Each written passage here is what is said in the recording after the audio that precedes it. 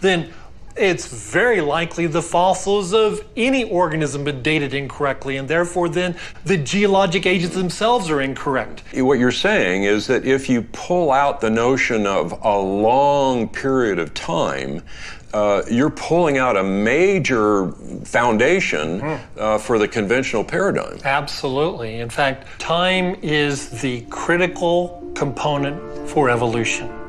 If you're going to say that a simple cellular system became a multicellular system that then became fish, and the fish then jumped up on land and grew legs and started breathing air, and then that creature grew feathers and wings and started flying. So if you give us time, we'll claim to account for all of this massive change of organisms, but we got to have the time. Everything seemed to come back to the question of time. I remembered Andrew saying that Charles Darwin accepted millions of years first, then fit his theory of evolution to that assumption. But why is time such an important element to evolution?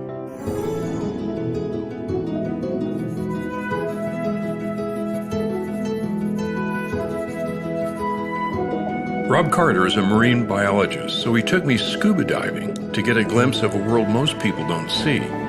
His specialty was coral, and he knew a lot about the incredible creatures that inhabit the reefs around St. Thomas. Oh man, we got the sharks here. I mean, just look how they move, and it's almost like effortlessly glide along. I wish I could swim like that. Engineers wish we could make boats like that. Yeah. Submarines that could move as efficiently as a shark. We can't quite do it. So from your perspective as a marine biologist, and I know that you've studied the whole area of genetics a lot. Yes. When people talk about evolution, what is it? How do you define evolution? The word means change over time. But I believe in change over time, but I'm not an evolutionist. So how does one figure this out? Really, evolution is a belief that enough change over time, over enough time, can lead to the common ancestry of all species on Earth. All right. So that's the part I reject. Of course species change. I mean, look at these sharks here. We have several different species of sharks. When God created, He put into those organisms the ability to change, to adapt, to respond dynamically to the environment. But they're still sharks. And when we look at the fossil record, they're still sharks. You know, people have heard the phrase, the missing link. Right. And they usually think of between man and monkeys. No, there's missing links between almost every major group of animal and almost every other major group of animal and plant, even bacteria, throughout the entire fossil record, which indicates very strongly that these are actually different creations. So we don't get one kind becoming another kind? No. Evolutionary theory requires that small, random changes can explain everything we see. But it can't. And why can't it? Because life is so complex that small changes can't explain it. Just like you can't take a computer operating system and look at it and say, oh yeah, this is built up one digit at a time over any length of time. No, it took an intelligent person to sit down and put it together. Well, I can guarantee you, as one who was in that world, that if anyone in the area of computer science were to say, if we just randomly change some things in this operating system, it'll get better. I mean, no one would agree with that. No, we're not going to get the shark to evolve into a bird. That the number of changes and the types of changes are not something that you can do one change at a time. This is a sea urchin. It looks spiny. It's pointy. You got to be careful. Am I going to get stuck if I touch it? No. He's pointy, but... Oh my goodness, they're moving. Yes, they're moving. And in between the spines are little tube feet, especially on the bottom. Oh, look at that movement. So he walks with his spines, but he's little tube feet in here, and that's what he uses to grab onto things. But looking carefully, there's 1, 2, 3, 4, 5, 6, 7. There are actually 10 radial parts to this animal. Actually, the starfish is his cousin. Are you serious? You can't be serious. Absolutely. The starfish here is also an echinoderm, but notice he has 5-fold symmetry instead of 10. Yeah. This starfish does. On the bottom, look. We see the spines, we see the tube feet. His mouth is in the center there. So there is some similarity here, even Similarity though externally it looks a lot different. A lot different. Actually, you want to see something that looks a lot different? Sure. Which is a cousin to the starfish and the Okay. sea urchin? All right.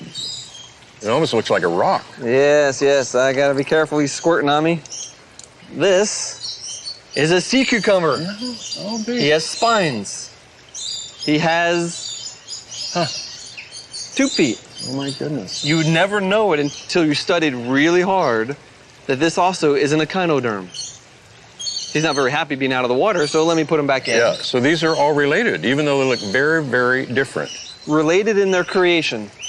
Not in an evolutionary sense, but our Creator took this phylum of life, the echinoderms, and created this and this and this on a similar pattern. And that's what we see across the entire realm of life, similarities and differences. So what makes them different? Well, genetically, they share most of their genes in common. But there are developmental genes, they're called Hox genes, that set up these patterns in the animal as it develops. They develop from a single cell. In one of them, they set up a 5-fold symmetry. Another, they set up a 10-fold symmetry. Another one, they make this long, skinny animal. They control the development of the embryo in these amazing ways. So what you're saying, when we look at this from a molecular or genetic perspective, what we're finding is really a fascinating design in all of this. Absolutely. But what we've heard in the conventional paradigm, the conventional story tells us that it's those random changes that has brought about all of this. Sure. Back in the 1800s, when life was simple, when they didn't know what was happening inside the cell, they didn't know how complex genetics was, you could imagine all sorts of things. But now that we know what actually happens behind the scenes, the story gets a lot more complicated. You see, I like to say the genome is 4-dimensional. Well, we have a 1-dimensional string called DNA. And if you want to draw that out, you'd have to write all the letters of DNA out on all 3 billion of them. And then you have to draw lines or arrows from one part to another part, because this part turns this part off, this part interferes with this part enhances this. It's this huge 2-dimensional interaction network. And that's why you have a 2-dimensional genome. I mean, let me stop here All for a right. second, because this is really amazing to think about this, because I think in terms of a computer program that it's fairly static.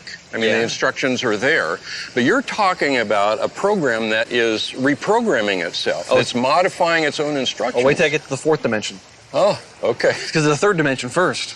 The information in that 1st dimension, that linear string, has to be organized in such a way that when it falls into the 3rd dimension, it still works. Well, that's amazing.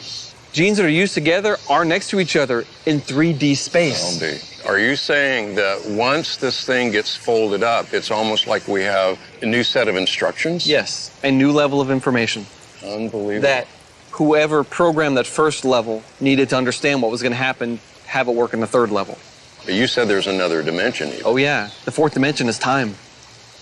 And how does that work? The genome changes shape over time. Maybe you eat something that's bad for you, and your liver says, I can get rid of that toxin. Now, the chromosomes in the liver will change shape, expose that new protein gene, make copies of it, build a brand new protein that can kill off that toxin, and when it's not needed anymore, they'll change shape again and fold back. Oh my goodness. Dynamic programming. All 3 levels change in the 4th level, time. Rob, that's so far beyond anything that we know, even in our most complex software systems, that it's almost beyond imagination to think that someone would look at that and say it all happened by chance. Yes, and it only brings glory to God. It does. You can't build something like that up one thing at a time. You need it to function. In all this interlocking 4-dimensional complexity, it's not something you can do one letter at a time with natural selection. It all has to be there. Yeah, in the same way when we talked about the environment out here on the coral reef, if you don't have all these interlocking pieces of that puzzle, you don't have that ecology. The system will come crashing down if you just remove a couple of very important factors that are there. They have to be together or it doesn't happen.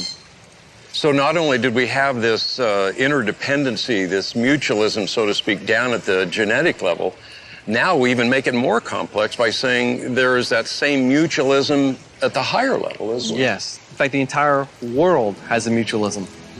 It's impossible to think that all of this could have happened just by a series of slow processes over billions of years. That's exactly what I'm saying. It's clear that the world we live in is incredibly interdependent, from the smallest biological system to the largest ecosystem. There are complex mutual relationships everywhere. I realize that creation in 6 days makes the most sense from an engineering perspective. You need everything working together at the same time for everything to function properly. And that's exactly how Genesis says God created it. Rob also said God created animals with the ability to change and adapt to their environments. Is it possible this ability to change has been mistaken for evolution?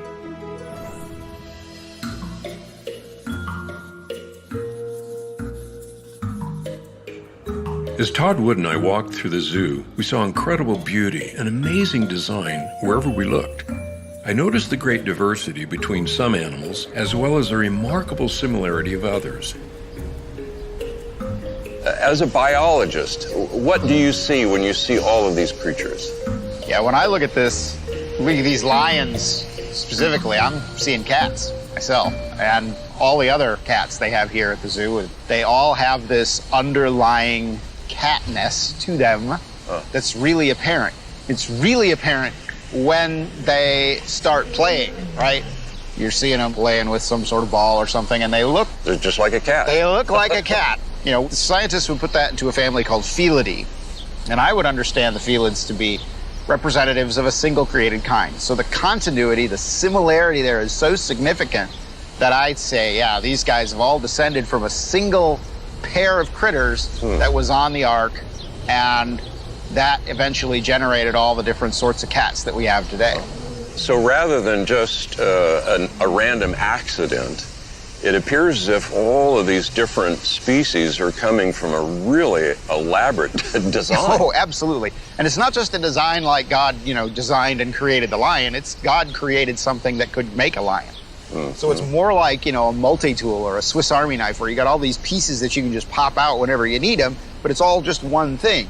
So give me some other examples of created kinds. Yeah, so you've got the grizzlies and the polar bear. Those are all members of the bear kind. You've got ducks, swans, and geese. The thing about the dog kind is really interesting. So you take just this wolf-like creature, and we can breed in only a few hundred years many different breeds.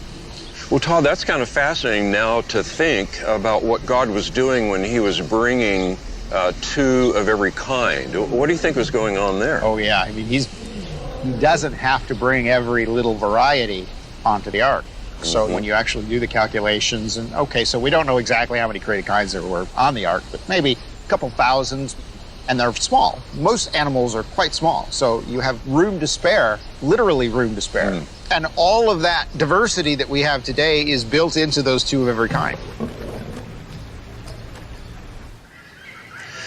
Well, Todd, we're looking at the zebras, and they're all unique, and yet all of these creatures are just so much complexity and diversity. How does the standard story, the conventional paradigm, explain all of that? Well, they would use evolution, right? So millions of years, random variations, all things that are alive now, that cactus, that zebra, the grass here, it's all related. We all go back to a common ancestor that lived billions of years ago. And through the process of mutation and genetic variation and natural selection, that's where we get the stuff that we have today. So, natural selection, what is it? Does it have the kind of creative potential that we need for all of this? Natural selection is basically all about killing off things that aren't fit for the environment. So if you're a finch in the Galapagos and you have a really tiny beak and the only food available to you is really big, hard seeds, you're gonna die. And that's exactly what we observe. And so we can watch over the generations as the beak size and finches change in the Galapagos. But they're still finches, they're still birds. The notion that natural selection can generate all of the diversity we see, that's not been demonstrated. What we find most often with natural selection is that natural selection does a lot of fine-tuning. So right over here, we've got these oryxes, right? Beautiful creatures and very, very pale colors. The wild range of the oryx is right on the southern end of the Sahara Desert. And so you can see, yeah, their coloration makes sense. If you get a really dark colored one, that's going to be really easy for predators to find. And so they end up being these really beautiful light colors. And that's an example of where selection would take a variation and turn it into an adaptation. And that brings us back to the notion that a really exquisite design in the beginning I think so. Absolutely. Has provided these creatures with the ability to survive and to change for their benefit. Absolutely. So the ability to be able to change your coloration like that, to be able to fit an environment, that's got to be built into the system before it starts. Now, don't get me wrong. I mean, natural selection and random variation can do amazing things. I mean, it's pretty astonishing the kinds of changes that we can see, but we don't see one kind changing into another. All we see are variations that happen within a created kind. So there's a felid tree, which has all the cats on it. There's the canid tree, which has all the dogs on it. There's the ursid tree, which has all the bears on it. There's the equid tree with all the horses on it. Each individual created kind, then, has its own individual tree, so that you end up with something like an orchard or a forest. As a scientist, it seems what you're saying is that the Genesis paradigm answers all of this data better. Ultimately, I think it does, because it embraces both similarity and difference. Now, as we've already said, there's lots of questions that are still out there. But I'm pretty confident, given what our paradigm can explain, I'm very confident that those answers are going to be found. After we left the zebras, we made our way to the gorillas. Todd wanted to talk about the question of human evolution. Todd, we see it all the time, a new discovery, new skulls, new skeletons that supposedly solidify this whole link. Yeah. What do you see there? Absolutely. Well, I got some right here in my bag. Ooh, a skull. So this guy is a Neanderthal, very, very low forehead. So we have really tall foreheads. The face, the mid-face has been pulled out. But at the same time, well, it looks very human. So that's Neanderthal. Okay. You want to hold that one for me? Yeah. Okay. We have others that are very different. Oh, yeah. Now, this one is Australopithecus africanus. So you can see really no forehead at all. It just slopes right back. Very, very small brain case. Muzzle sticks way out, so the face is sloped forward. What do you do with this stuff?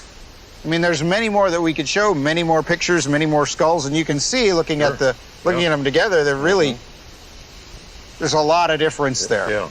Well, here's the thing. So all that created kind stuff that we already talked about, I can show again and again and again with multiple studies that I can find a discontinuity between humans and non-humans.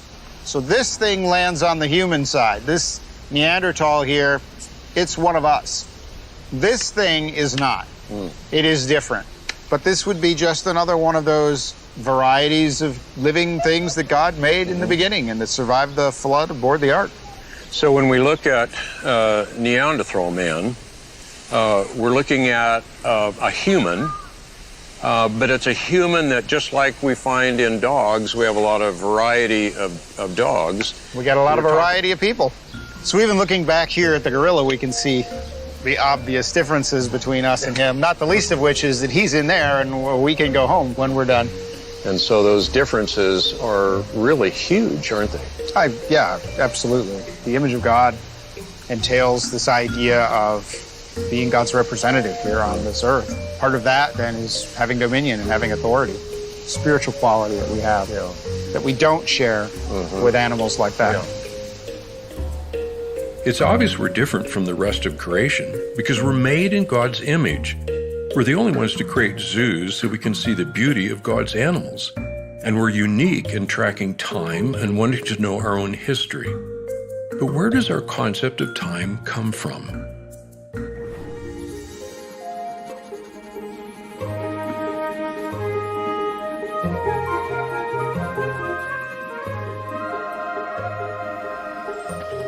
It was a beautiful night. Danny took me far outside the city and kept me up very late in order to show me something I will never forget. Oh my goodness, now you're gonna make me buy a telescope.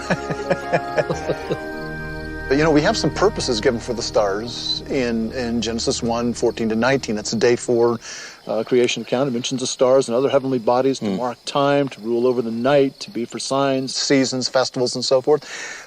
People have been using the stars for marking passage of time. The patterns repeat every night. They repeat every year. They come back in their season. There's a lot of regularity going on here. What about the design of the sun and the moon? Well, there are a couple of things I can talk about.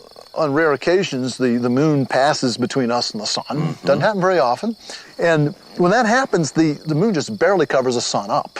If the moon were a little smaller or a little farther away, it wouldn't do it at all. If it were larger or closer to us, it would be grossly over total.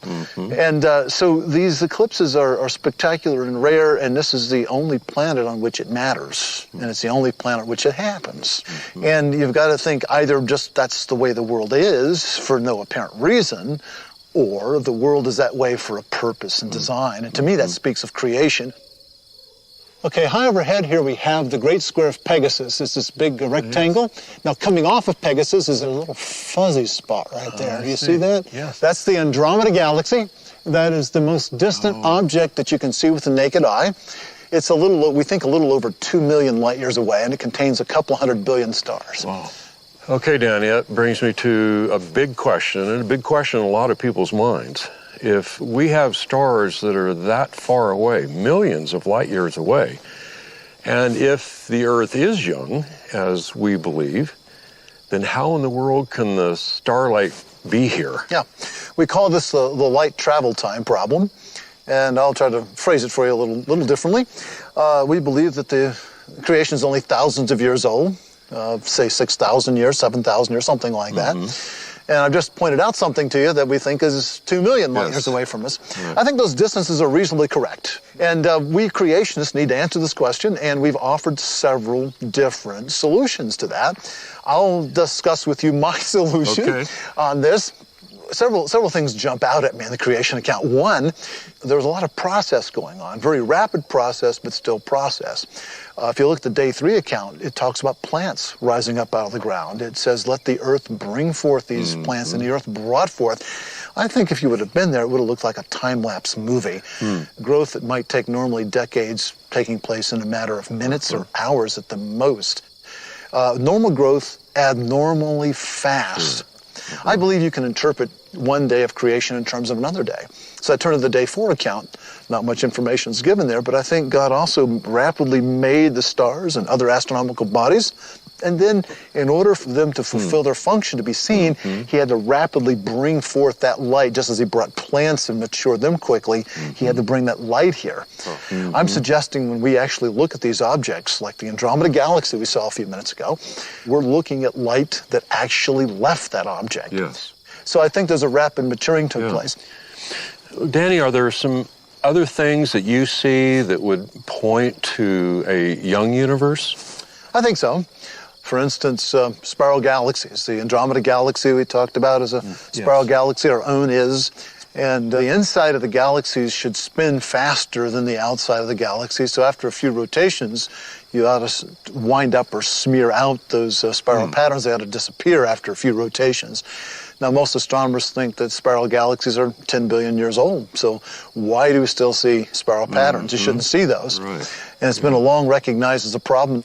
But also, if we look at the outer planets of the solar system, the gas giants, they all have rings. And we also know that these things are changing. They're wiping out. They've actually documented changes that have taken place within the ring system. You have all these gravitational tugs from the other satellites orbiting around. So these ring systems are fairly young. Doesn't prove the solar system is young, but it proves that these ring systems are young. And that's interesting. We've mentioned a lot of theories about the spirals and so forth. It brings us to what most people see as the big theory concerning cosmology and the universe, and that's the Big Bang. How do you see that? Is it holding up over time? I don't think so. I think it's getting some problems. So much so that more than a dozen years ago, I think in the New Scientist magazine, there was an open letter protesting the Big Bang Theory, and it's had hundreds of signatories since. And most people signing it are atheists. They're not even creationists. So this idea that the Big Bang model is universally accepted is not true. There are many people out there, well-known people, very famous physics and astronomy people, that have real problems with the Big Bang. And I don't see any way that you can reconcile Big Bang with the Bible, though a lot of people seem to think that you can. I think the temptation they have there is to try to interpret Scripture in terms of the current cosmological thinking. That's nothing new. That's happened before, as it's turned out, with disastrous results. So I think when you look at the history of science, the way we've discarded theories over time, you've had theories that were supposedly beyond dispute, and then later on discarded. When you see that lesson from history and then you want to wed Genesis, you want to interpret Genesis in terms of the ruling paradigm, I think you need to be very careful. I realized Danny was reorienting our perspective. We need to interpret the universe in terms of Genesis, not the other way around. And Genesis tells us that God created the sun, moon, and stars to be a magnificent clock to track the passage of time. Even the ancients built towers to follow the stars. But what does Genesis say about those people and the languages they spoke?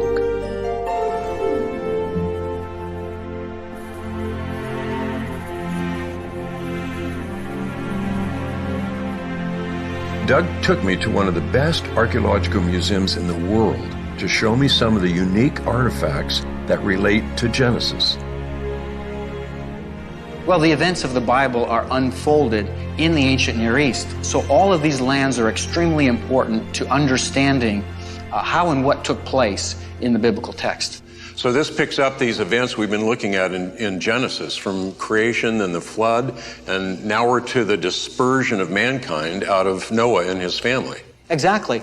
And the dispersion would have taken place somewhere in this mountain range to the northwest of Mesopotamia. And what we see in the biblical text in the narrative is that a number of people have migrated down to southern Mesopotamia, the land of Shinar, and moved toward the process of urbanization, city living.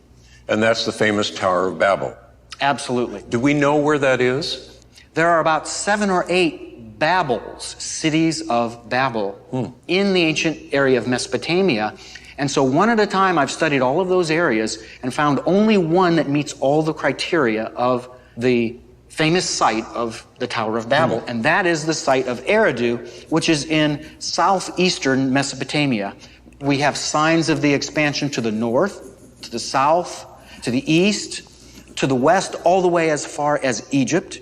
And when you say evidence, that is the artifacts that we find in these archaeological digs? Exactly. There's an enormous amount and very specific kinds of material culture that attest to this expansion of people that I'm connecting to the post-Babel dispersion. Here are the beveled rim bowls, these two, which is that Rimkin brick that we see up there, and those 2 spouted jars. All of these diagnostic forms of pottery and material culture, they're found throughout the Near East. The Bible describes an event that's not just the confusion of language, but it's the dispersing of people far from that city. And because we see language or the written expression of language just pop up out of nowhere, and then different languages being represented through cuneiform script or through hieroglyphic script or other means. So you do not have a universal plan that's followed among all of the languages. You see great diversity in the forms of grammar from language to language, even in ancient languages. It seems then that the event recorded in Genesis about the Tower of Babel, that's a very, very critical event for archaeology. It is. So all of this fits perfectly with what we would see as the biblical account of how languages took place. It's really the only way of explaining this. So the integrity of biblical history ultimately is justified by the expression of these languages. Now, most of us think today of a tower, the kinds of things we see in big cities, big straight walls. Is that what they were building? Well, essentially, it's a variation of a pyramid. And there were 4 sides to it and several stairways that would go up to the top. At Eridu, we have a temple that existed in 18 different phases, and in every phase, it grew in its size and its complexity. And that final temple, that final phase of the temple, it was abandoned immediately, right at the time of the late Uruk expansion. Catacorner to the temple was an absolutely enormous platform. Do you think that could be the foundation of the Tower of Babel? Absolutely, and I would suggest to you that this late Uruk expansion, where this technology began, was something that spread with the people. We find forms of these ziggurats all around the globe. We find them in China, we find them in India, we find them in various parts of the Americas. We find them all over. Well, obviously we have evidence here of civilization and people beginning to gather together in communities, even cities. Do we have any other evidence of that? Absolutely. We can move forward to the time of Abraham because we know that Abraham lived at the site of Ur, which was also in southern Mesopotamia, at the end of the 3rd millennium BC. That brings us to the end of Genesis chapter 11. Exactly. In fact, you see some pottery, some cuneiform tablets, all dating to the period of the 3rd dynasty of Ur. It's amazing just as we're sitting here thinking about that, thinking about Abraham and that this represents the culture and the civilization that he lived in. It's a great tie to that record in Genesis 4. It is fascinating, and it gives you a feeling of putting your hands around the events that go on in the biblical text. When I look back through history, I realized each of these cultures had been impacted by the events recorded in Genesis. But what is the importance of Genesis to us today?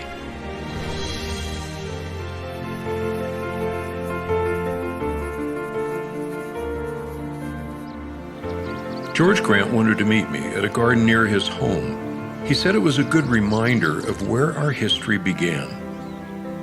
So there's something significant about the Genesis text in which Adam and Eve are then placed into a garden to tend it. That's more than just a story. It's much more than just a story. One of the things that you see in Genesis chapter 1 is the structure for time.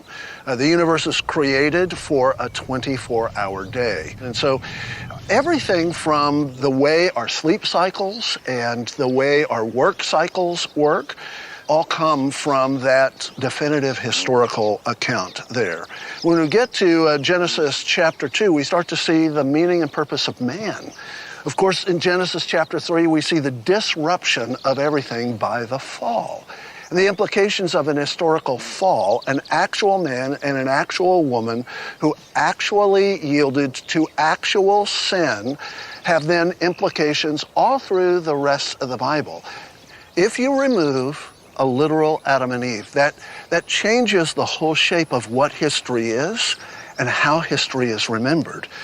Is that because when we pull an Adam and Eve out of a historical record, we can then pretty much make up what we think about man and marriage and even sexuality? Absolutely. The Apostle Paul understood the events of the early chapters of Genesis as formative, not only for our understanding of history, but for relationships between men and women and their children, the character and nature of marriage, rightness and wrongness in moral relations, including sexuality. All of that is assumed from those early chapters of Genesis, oftentimes quoting the passages verbatim. It seems that even Peter is taking that event of the flood, for example, as a historical event and laying it in the context of what he's pointing to, a judgment that will come. So even judgment is a part of understanding that historical record. You cut things off from history and you lose sight of the meaning of all of it.